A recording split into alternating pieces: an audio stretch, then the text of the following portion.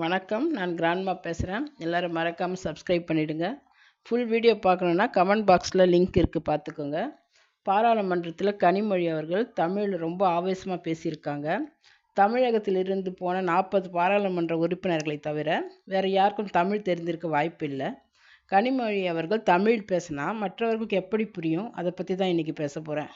கனிமொழி அவர்கள் மக்களுக்காக, மக்கள் பிரச்சனைக்காக பேசுகிறாங்கன்னா இவங்க ஆங்கிலத்தில் தான் பேசியிருக்கணும்.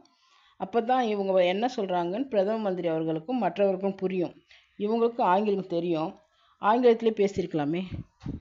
இவங்க தமிழில் பேசுகிறது மக்களுக்காகவா, இல்லை இவங்க தமிழை எவ்வளவு நேசிக்கிறாங்கன்னு விளம்பரப்படுத்திக்கவா? சுதந்திரம் கிடச்சி 75 வருஷத்துக்கு மேலே ஆயிடுச்சு.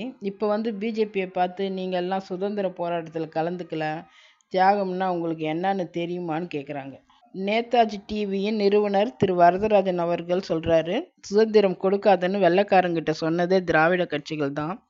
1947ஆம் ஆண்டு சுதந்திரம் கிடைச்சப்போ திராவிட கட்சிக்காரங்க எல்லாம் வீட்டுக்கு மேலே கருப்பு கொடி ஏற்றி வச்சுருந்தாங்கன்னு சொல்கிறாரு. அப்புறம் என்ன சொல்கிறாங்க, மொழி போராட்டத்தில் நூற்றுக்கணக்கான பேர்கள் தமிழ்நாட்டில் இறந்துருக்காங்க.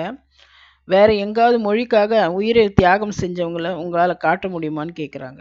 அதற்கும் நேதாஜி டிவியின் நிறுவனர் பதில் சொல்கிறார். 1965 இந்தி எதிர்ப்பு போராட்டம் நடத்தினாங்க. அந்த போராட்டத்தில் கல்லெல்லாம் தூக்கி போட்டு வன்முறையில் ஈடுபட்டாங்க. அப்போ துப்பாக்கி சூடு நடத்தினாங்க. அந்த சமயத்தில் 70 பேர் இறந்துட்டாங்க. இந்தியை விருப்பப்பட்டால் படிங்கன்னு சொன்னதற்காக போராட்டங்கிற பேரில் வன்முறையில் ஈடுபட்டாங்க. அதனால தான் இந்த மாதிரி ஒரு சம்பவம் நடந்ததுன்னு அவர் சொல்கிறார். காலம் காலமாக ஜாதி என்கின்ற கட்டமைப்பை உடைத்து எரிய வேண்டும் என்று பாடுபட்டவர்கள் பெரியார், அண்ணா, கலைஞர், இன்றைய முதலமைச்சர் வரை பாடுபட்டு இருக்காங்கன்னு சொல்கிறாங்க. கலைஞர் அவர்கள் தொகுதி வாரியாக ஜாதியை பார்த்து தான் வேட்பாளரை நிறுத்துவார்னு வரதராஜன் அவர்கள் சொல்கிறாரு. உண்மையிலேயே தமிழக மக்களுக்கு நல்லது செய்யணும்னு கனிமொழி அவர்கள் நினைச்சா மக்களுக்கு இந்த காலகட்டத்துக்கு எது தேவையோ அதை பேசணும்.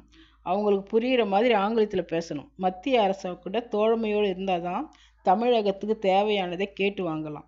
இனிமேலாவது மக்களுக்காக கனிமொழி அவர்கள் பேசுவாங்களா? பிடிச்சிருந்தால் லைக் பண்ணுங்கள், ஷேர் பண்ணுங்கள், உங்கள் கருத்தை பதிவு பண்ணுங்கள். மறக்காமல் எல்லோரும் சப்ஸ்கிரைப் பண்ணுங்கள். நன்றி, வணக்கம்.